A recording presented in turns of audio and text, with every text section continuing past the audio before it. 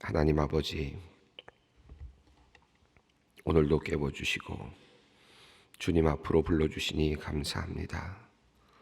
주의 은혜로 새 하루를 시작합니다.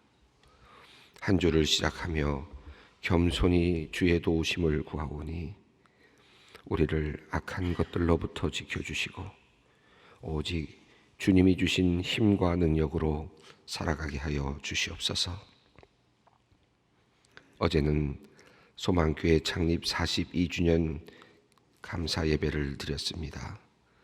기쁨과 감사의 예배를 통해 소망교회를 세우신 하나님의 뜻을 돌아보고 우리의 마음을 새롭게 하였습니다.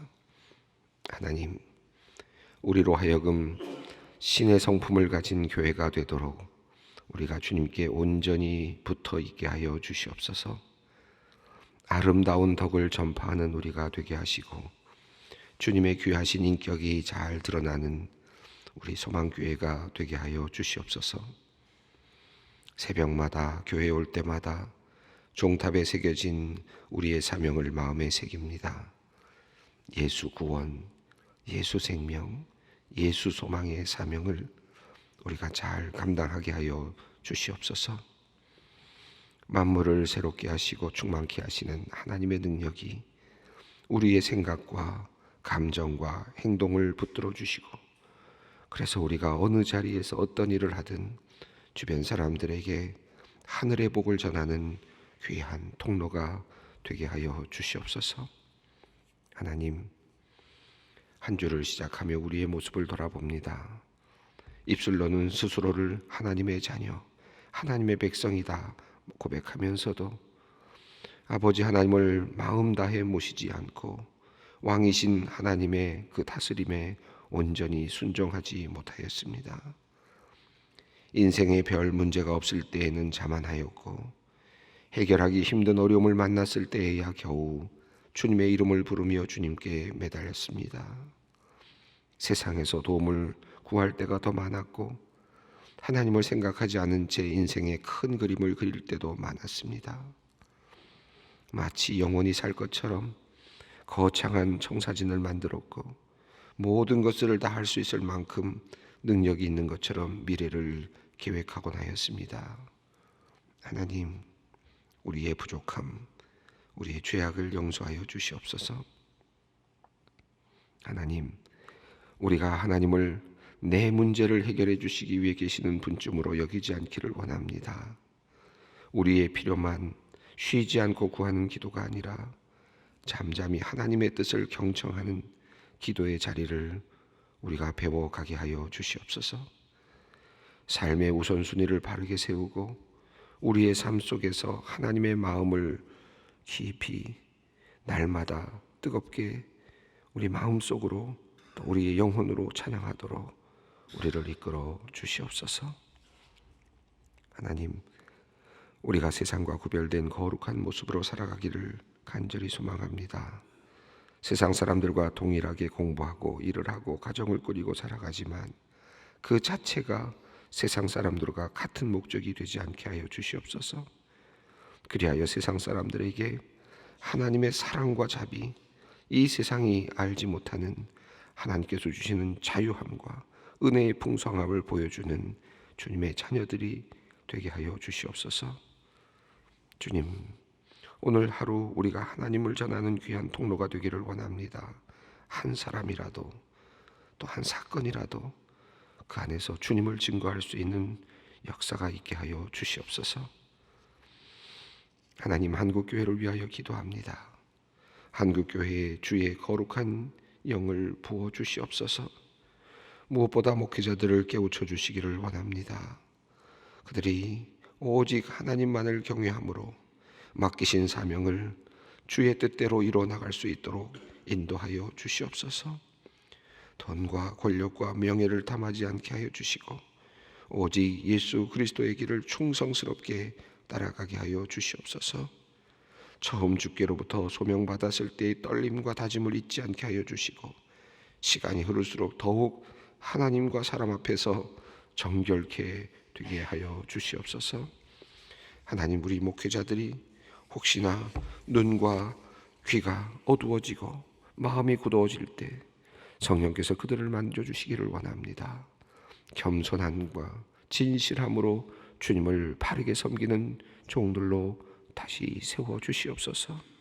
하나님, 이 강단에 서 있는 저부터 하나님 만져주시고 늘 다스려 주시기를 원합니다. 자신을 부인하고 십자가의 길을 걷는 목회자들이 많아지게 하시고 교회 모습을 보며 더 많은 이들이 주께로 나오는 은혜가 있게 하여 주시옵소서. 소망교회를 사랑하시는 하나님, 소망의 성도들을 위하여 기도합니다. 삶의 문제로 힘든 시간을 보내고 있는 이들이 참 많이 있습니다. 주님 앞에 무릎 꿇는 이들을 불쌍히 여겨 주시옵소서. 그들의 기도에 속히 응답하여 주시옵소서. 몸이나 마음이 아픈 성도님들, 불안과 염려에 사로잡힌 성도님들, 세상의 권력에 눌려있는 성도님들, 인간관계로 고통받고 있는 성도님들, 실패로 좌절한 성도님들, 경제적인 어려움으로 벼랑 끝에 서 있는 성도님들, 한 분 한 분 누구에게 속 시원히 말할 수 없고 사람에게 짐이 될까 오히려 더 감추게 되는 것, 갖가지 사형들을 가진 많은 사람들이 있습니다. 주님은 아십니다. 주님 위로해 주시옵소서. 그들이 문제들이 그들을 사로잡지 않게 하시고 그들이 상상하지 못한 주님의 방법으로 피할 길을 열어 주시어서 그들이 주님을 찬양하게 하여 주시옵소서. 어제 주일을 보내며 떡과 차를 준비하여 성도님들을 섬긴 여전도회 회원들과 그들을 도운 우리 남선교회 성도님들에게 하늘의 은혜를 내려 주시옵소서. 그들이 피곤치 않게 하시고 성도님들을 섬긴 기쁨으로 충만케 하여 주시옵소서. 멀리 선교지 캄보디아 프놈펜으로 선교를 떠나 선교를 진행 중인 청년 플러스 선교팀 오고 가는 길을 지켜주시옵소서. 그들의 수고를 통하여 하나님의 나라가 조금 더 가까이 이르게 하여 주시고 그들도 그 자리에서 하나님의 은혜를 깊이 맛보고 변화되는 귀한 역사가 있게 하여 주시옵소서. 이제 하나님 말씀 앞으로 나아갑니다. 말씀을 통해 우리의 영혼이 살아나기를 간절히 소망합니다. 새로워진 몸과 마음으로 이 하루를 힘차게 살아가게 하여 주시옵소서. 주님께 이 하루를 맡깁니다. 성령께서 우리를 다스려 주시기를 원하옵고 우리 주 예수 그리스도의 이름으로 간절히 기도 올리옵나이다. 아멘. 오늘 하나님의 말씀입니다. 오늘의 말씀 출애굽기 29장 38절로 46절 말씀입니다. 출애굽기 29장 38절로 46절까지 말씀을 천천히 한 목소리로 봉독합니다. 내가 제단 위에 드릴 것은 이러하니라. 매일 1년 된 어린 양 2마리니 한 어린 양은 아침에 드리고 한 어린 양은 저녁 때에 드릴지며 한 어린 양의 고운 밀가루 에바와 찌은 기름 4분의 1 흰을 더하고 또 전제로 포도주 4분의 1 흰을 더할지며 한 어린 양은 저녁 때에 드리되 아침에 한 것처럼 소제와 전제를 그것과 함께 드려 향기로운 냄새가 되게 하여 여호와께 화제로 삼을지니 이는 너희가 대대로 여호와 앞 회막문에서 늘 드릴 번제라. 내가 거기서 너희와 만나고 내게 말하리라. 내가 거기서 이스라엘 자손을 만나리니 내 영광으로 말미암아 회막이 거룩하게 될지라. 내가 그 회막과 제단을 거룩하게 하며 아론과 그의 아들들도 거룩하게 하여 내게 제사장 직분을 행하게 하며 내가 이스라엘 자손 중에 거하여 그들의 하나님이 되리니 그들은 내가 그들의 하나님 여호와로서 그들 중에 거하려고 그들을 애굽 땅에서 인도하여 낸 줄 알리라. 나는 그들의 하나님 여호와이니라. 제사의 이야기가 지금 이어지고 있습니다. 그런데 사실은 오늘 본문은 앞서 있었던 제사와는 완전히 다른, 지금 완전히 장르가 다른 그런 제사입니다. 지난 시간까지 보았던 제사는 제사장을 세우는 지금 위임식 제사였습니다. 그 제사에는 다양한 제사의 내용들이 들어 있었습니다. 속죄 제사의 형태도 있었고, 그리고 번제도 있었고, 그리고 화목제의 형태도 있었고, 여러 가지 형태들이 합해지면서 또 7일 동안 제사를 드리라고 하셨고, 또 피를 제사장의 옷에 뿌리라고도 하셨고, 다양한 그 형태들이 있었죠. 우리가 한번 읽어보았습니다. 이제 오늘 38절부터는 같은 제사 같지만 이 제사는 이제 일상적으로 드리는 제사장의 임무입니다. 이제 매일같이 제사장이 어떤 일을 해야 하는가 하는 내용이 오늘 38절 이후에 나타나고 있습니다. 37절까지는 특별한 예식으로서의 제사장 위임 예식이었다면, 이제 38절부터는 매일 제사장은 무슨 일을 해야 하는가 하는 그 말씀을 이제 전하고 있습니다. 자, 첫 번째로 하나님께서 제사장이 매일 해야 하는 일로서 말씀하시는 것이 제사입니다. 특별히 번제입니다. 42절 한번 볼까요? 42절을 먼저 한번 읽어보겠습니다. 이는 너희가 대대로 여호와 앞 회막문에서 늘 드릴 번제라. 내가 거기서 너희와 만나고 내게 말하리라. 자, 하나님께서 매일같이 이스라엘 회막문 앞에서, 다시 말하면 성막이 있는데 바로 앞에 지금 번제단이 있지 않습니까? 그 번제단에서 매일같이 번제를 드리라 라는 명령을 하고 계십니다. 매일 번제를 드리라는 것입니다. 자, 어떻게 드리라고 했는지 38절 먼저 읽어보겠습니다. 내가 제단 위에 드릴 것은 이러하니라. 매일 1년 된 어린 양 2마리니. 자, 매일같이 1년 된 어린 양을 2마리를 바치라고 했습니다. 365일 계산하면 꽤 많은 거죠. 굉장히 많은 수의 지금 양을 바치라고 하십니다. 39절, 그런데 어떻게 바치라고 했는지 첫 번째 보겠습니다. 39절입니다. 한 어린 양은 아침에 드리고 한 어린 양은 저녁 때에 드릴지며. 한 어린 양은 아침에 이제 시작을 해서 제사를 드리고, 그 다음에 저녁 때에 또 제사를 드리고, 이 제사는 마지막까지 밤새도록 이 제물이 밤새도록 타도록, 번제물이 타도록 합니다. 그러니까 오전부터 시작하는 하루 일정 안에서 완전히 태우는 제사가 있고, 밤새 태우는 또 다른 제사, 이렇게 해서 2번에 걸쳐서 2마리의 양이 매일같이 희생되어야 한다라는 것입니다. 자, 그런데 조금 더 구체적으로 내용이 40절에 나타납니다. 읽어보겠습니다. 한 어린 양의 고운 밀가루 10분의 1 에바와 찌은 기름 4분의 1 흰을 더하고 또 전제로 포도주 4분의 1 흰을 더할지며. 여기서 지금 두 가지 단위가 나오는데, 수량의 단위가 나오는데, 에바라는 것과 흰이라고 하는 것이 지금 나왔습니다. 여러분 교재에 보면 오른쪽 47페이지 오른쪽 밑에 조그맣게 쓰여져 있는데요. 에바의 그 단위가 어떤 정도의 단위인지, 흰의 어떤 단위인지 잘 정리되어 있습니다. 우선 에바는 한 에바, 1에바는 23리터 정도입니다. 그러니까 지금 10분의 1 에바이면 2.3리터 정도로 이렇게 환산이 되겠습니다. 그리고 찌은 기름 4분의 1 이렇게 되어 있는데, 이 찌은 기름은 여기서 말하는 올리브유입니다. 올리브 기름 4분의 1 흰인데요. 흰은 1흰이 3.8리터니까 4분의 1이니까 약 0.95리터가 되니까 약 한 1리터쯤 되겠습니다. 약 한 1리터쯤 되는 양을 지금 올리브 오일을 지금 넣으라는 것입니다. 그리고 여기 이제 처음 나왔습니다만 전제로라는 말이 나왔습니다. 이 전제는 또 다른 이제 드리는 방식 또는 제물의 종류에 따라서 나타나는 것인데, 여기서 전제란 말은 술을 부어 드리는 제사입니다. 그래서 요제는 위로 들어서 흔드는 제사라 그랬죠. 흔들어서 바치는 제사, 방식에 따른 것이죠. 그 다음에 거제도 들어 올리는 제사라고 말씀을 드렸습니다.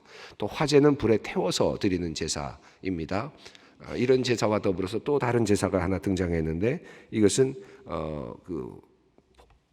먹는 물을, 다시 말하면 이 포도주와 또 술, 이런 것들을 하나님께 드리는 제사입니다. 그래서 영어로는 drink offering이라고 이렇게 지금 되어 있습니다.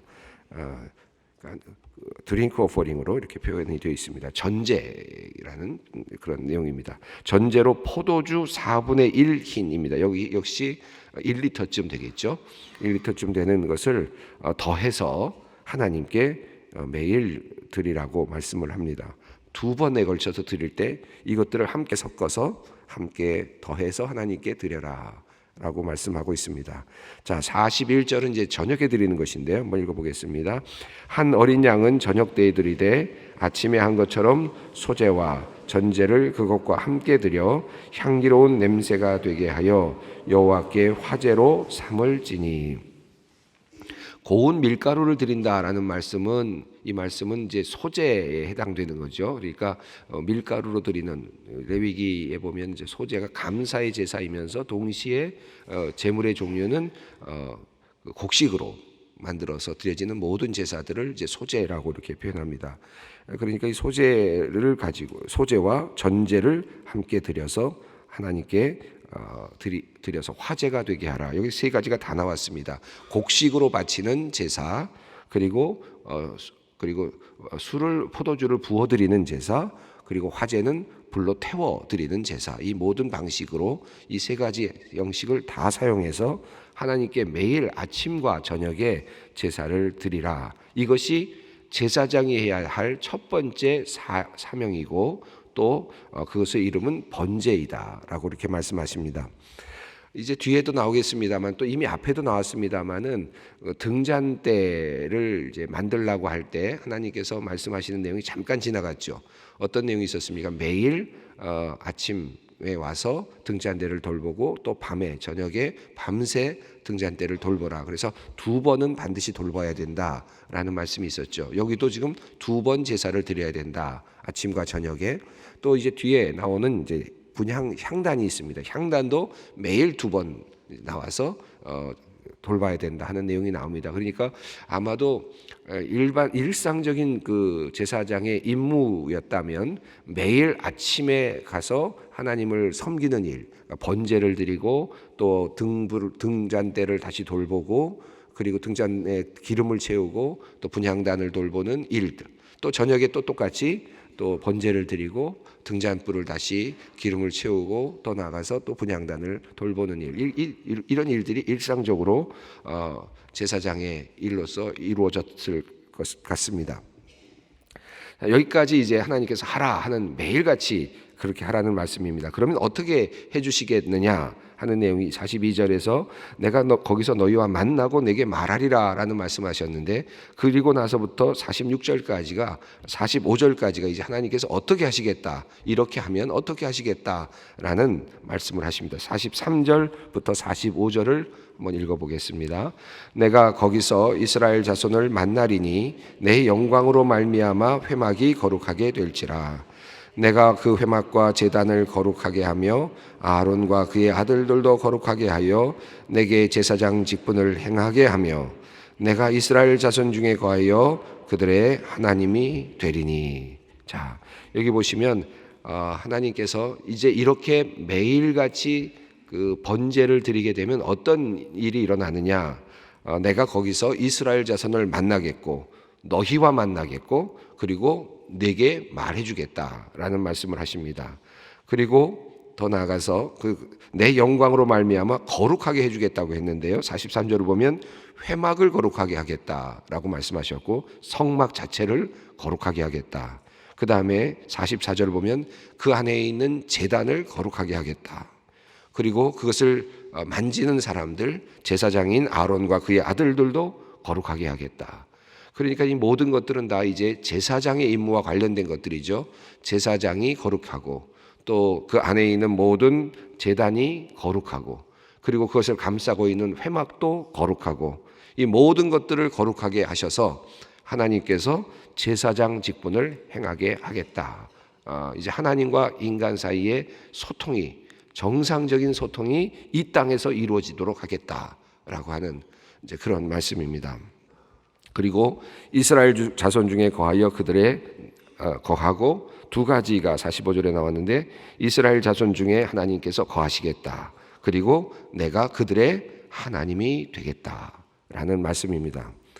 제가 지난 시간 마지막 부분에서 말씀드렸습니다만 이게 사실은 굉장한 은혜의 지금 차원입니다. 그 전까지 하나님은 이 땅에 어떤 특별한 장소에서 일상적으로 존재하지 않으신 분이셨죠. 하나님은 이 땅에 존재할 곳이 없으십니다. 왜냐하면 하나님은 거룩하시고 영광스러우신 분이셔서 이 땅에 어떤 특별한 자리를 잡고 계시지 않았습니다. 그런데 하나님께서 특별한 사람을 만나셨죠. 모세를 만나셔서 불붙는 떨기나무 아래에서 하나님께서 그를 부르시고 선택된 백성들을 데리고 오라고 말씀을 하십니다. 그리고 나서 이제 하나님께서는 모세와만 만나셨잖아요. 그리고 시내산에 올라갈 때도 모세만 올라갑니다. 그런데 이제 그 하나님의 그 거룩한 그 자리가 밑으로 내려오고 있는 겁니다. 그리고 일상으로 내려오고 있는 거죠. 내려오는데 그러기 위해서는 엄격한 제사장의 위임 예식이 필요했고, 그리고 모든 준비 작업이 필요했고, 그리고 나서 하나님께서 그 성막이 완성되고 제단이 완성되고 제사장이 온전하게 안수를 받고 위임을 받게 되면 그들이 매일같이 드리는 그 제사의 자리에 하나님이 이제 오셔서 임재하시겠다라는 하나님의 은혜의 지금 차원이 열리는 것입니다. 이거는 큰 은혜죠. 이제 나중에 이것이 한 걸음 더 나아가서 신약 시대로 오게 되면 예수 그리스도께서 이제 그것을 한 걸음 더 넓히시죠.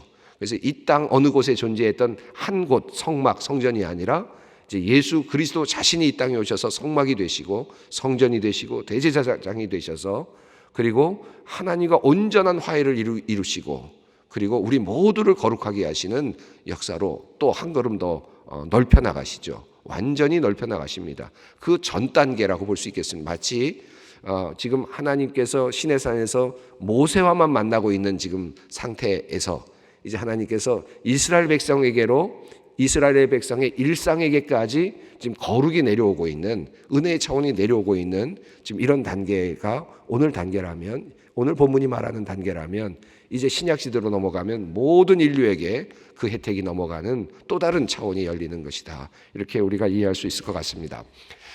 이 본문들을 읽어가면서 한두 가지 제가 이런저런 생각을 좀 해봤습니다. 묵상을 하면서 이것이 굉장히 일상적이고 굉장히 거룩해 보이잖아요. 그런데 이 거룩한 것을 하나님이 이 땅에 오시고 우리가 거룩해지고 하나님이 우리의 하나님이 되시고 이스라엘의 하나님이 되시고 하는 이 어마어마한 하나님의 혜택을 누리기 위해서 하나님께서 요구하신 것이 무엇인가 하면 매일같이 2마리의 숫양을 하나님께 바치라는 것입니다. 여러분 이게 큰 조건입니까? 작은 조건입니까? 생각하기에 따라서 다르죠. 매일같이 2마리나 드리라 하는 것은 크게 보이기도 하고, 그런데 어마어마한 하나님께서 도저히 오실 수 없는 분이 오시는데 그거를 드려라 하는 것으로 본다면 굉장히 아주 소박한 요구라고도 볼 수 있을 것 같습니다. 인간적으로 보면 굉장히 큰 요구일 수도 있지만 그 엄청난 하나님께서 도저히 감당할 수 없는 하나님이 우리에게 오시겠다고 하시면서 너 이거 해야 되겠다라고 말씀하신다면 사실은 굉장히 작은 소박한 요구라고도 볼 수 있을 것 같아요. 숫송아지를 매일 드리라고도 하지 않고 양을 드려라 라고 하는 것도 또한 그렇습니다. 자, 그런데 이렇게 제사를 드리는 자리를 한번 상상해 봤어요. 매일같이 아침이 되면 한 마리가 죽어나가요. 그렇죠? 또 저녁이 되면 또 한 마리가 죽어나가요. 만약에 양의 우리의 입장에서 한번 생각을 해봤어요. 제가 자꾸 이게 짐승들 입장에서 자꾸 생각해서 좀 그런데 양의 우리의 입장에서 한번 생각해 보십시다. 양들이 이렇게 많이 있는데 그때마다 매일마다 아침이 되면 한 마리가 끌려 나가요. 그리고 또 저녁이 되면 또 한 마리가 끌려 나가요. 사형장으로 끌려 나가는 거예요. 그렇게 생각하면 참 양의 그 우리 안에 있는 양들은 매일같이 아마 두렵고 언제 나에게 죽음이 오나, 언제 내가 끌려 나가나, 사형장에서 마치 지금 기다리고 있는 그런 양들처럼 기다리는 그런 형편이 아니라 만약에 양들이 그것을 알고 있다면 말이죠. 그런 생각을 해봅니다. 근데 이렇게 매일같이 아침마다 한 양이 죽어나가고 또 한 양이 죽어나가는, 그런데 그것이 계속해서 이어지고 있는 것이죠. 자, 이것을 우리가 제사를 드리는지 번제를 드릴 때 사람들이 보고 있습니다. 이스라엘 민족들이 보고 있습니다. 자, 어떤 느낌이 들겠습니까? 죽음이 매일 가까이 있는 거거든요. 그죠? 죽음이 그리고 심판이 매일 가까이 있는 거예요. 그래야만 매일같이 죽음이 있는 그 자리에 하나님이 계시는 거예요. 그러지 않고는 하나님을 만날 수 없어요. 매일 죽지 않고는 하나님을 만날 수 없는 거죠. 이 경험이 매우 굉장히 중요한 상징적인 경험이라고 저는 생각합니다. 우리는 죽지 않지만, 이스라엘 민족들은 죽지 않지만 대신 누군가가 죽어야만, 그 죽어야 되는 조건 아래서만 하나님이 여기 계시는 거예요. 지금 이스라엘 백성의 이 출애굽의 사건은 그렇죠. 매일 우리가 죽어야 사실 하나님이 우리와 함께 거하시고 우리의 하나님이 되신다. 굉장히 우리가 깊이 생각해 볼 필요가 있습니다.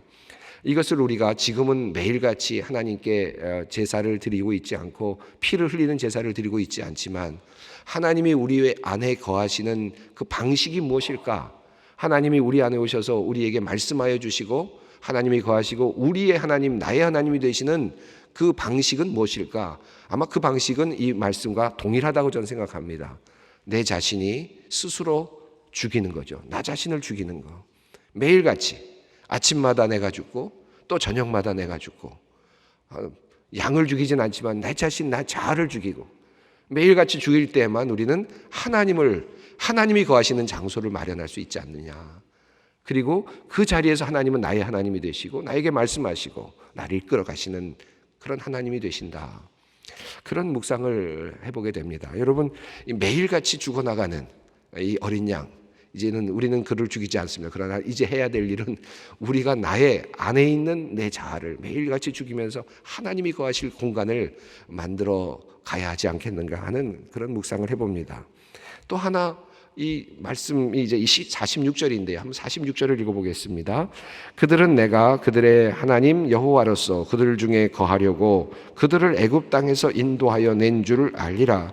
나는 그들의 하나님 여호와니라. 나는 그들의 하나님 여호와라 하는 아주 단호한 하나님의 말씀을 하시는데, 여기에 재미있는 구절이 중간에 들어 있습니다.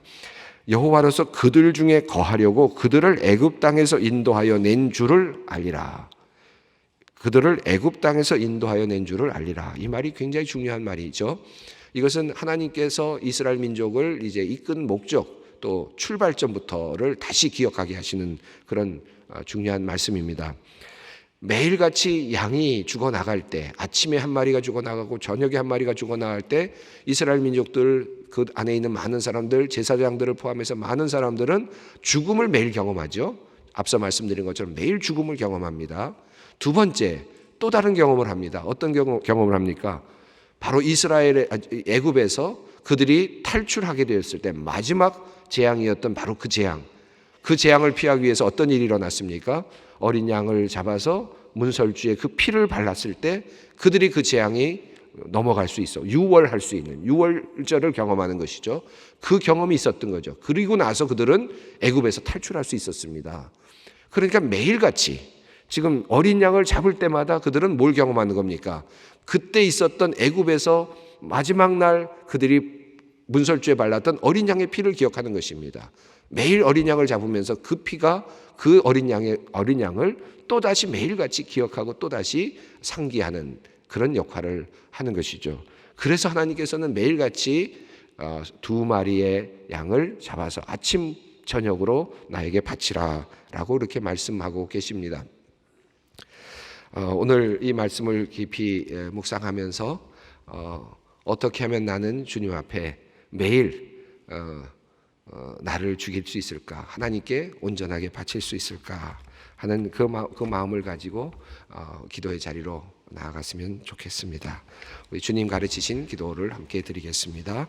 하늘에 계신 우리 아버지, 아버지의 이름을 거룩하게 하시며 아버지의 나라가 오게 하시며 아버지의 뜻이 하늘에서와 같이 땅에서도 이루어지게 하소서. 오늘 우리에게 일용할 양식을 주시고 우리가 우리에게 잘못한 사람을 용서하여 준 것 같이 우리 죄를 용서하여 주시고 우리를 시험에 빠지지 않게 하시고 악에서 구하소서.